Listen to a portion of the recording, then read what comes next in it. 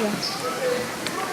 Hello everyone and welcome to our tutorial on how to solve quadratic functions. We are going to solve this by factoring. So our first equation is x squared plus 2x minus 3 equals y. We have to find two numbers that when you add them they equal 2 and when you multiply them they equal negative 3. So we can do 3 plus negative 1, that equals 2, and 3 times negative 1 equals negative 3. So we're going to go ahead and write them in this form.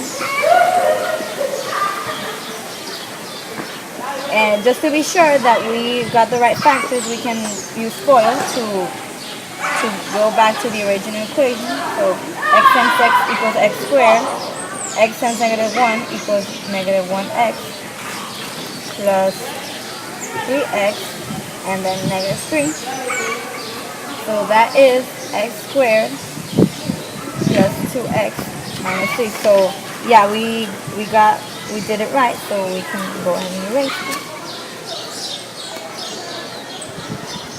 So now that we have our factors, we can solve for the roots. So we put x plus 3, 0 equals x plus 3, and 0 equals x minus 1.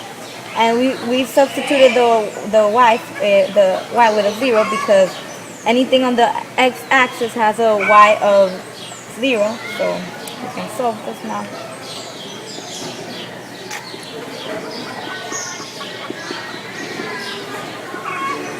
So our roots are negative 3 and 1. So we can go ahead and graph them. So 1, 2, 3, negative 3, and 1. Now, to graph the rest of this, we have to find out where to draw the parabola. So we know that the parabola is perfectly symmetrical, so it has to be in a number in the middle.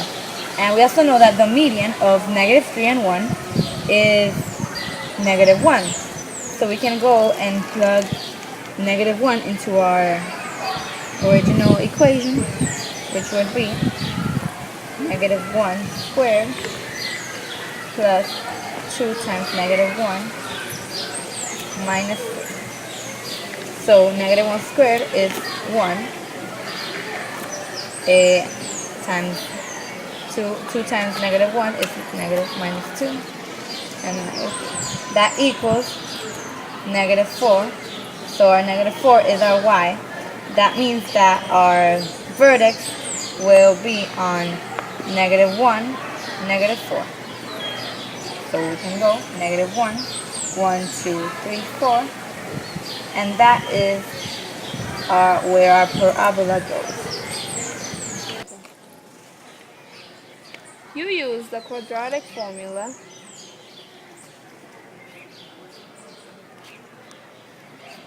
when you can't find a number that adds up to be 8 and multiplies to be 6. So we're going to use the quadratic formula, which is x equals negative b plus or minus the square roots of b squared minus 4ac all over 2a. The 2 is going to be our a, the 8 will be our b, and the 6 will be our c. So we have to plug it in. The negative of 8 would be negative 8. 8, which is our b. 8 squared is 64. A turns to a 2. So negative 4 times 2 times 6. 2 times 2, I'm just going to change it to 4.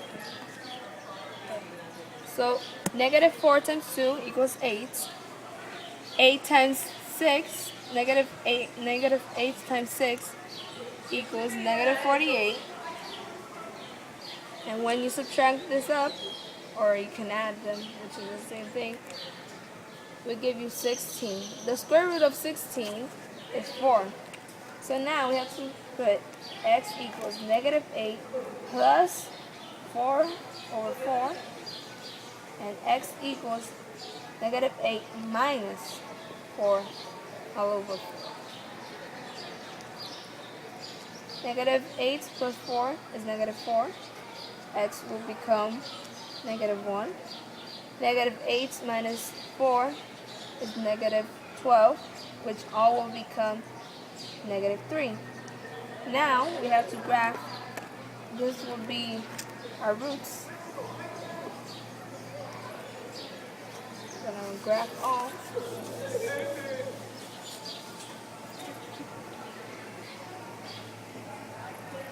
Negative 1, 1, negative 3, 2, 3. Now we have to find the vertex, so we have to find the number that's in the middle.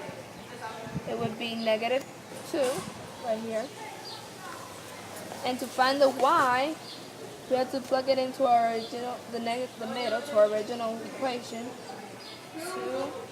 negative 2 squared plus 8 times negative 2 plus 6 equals y.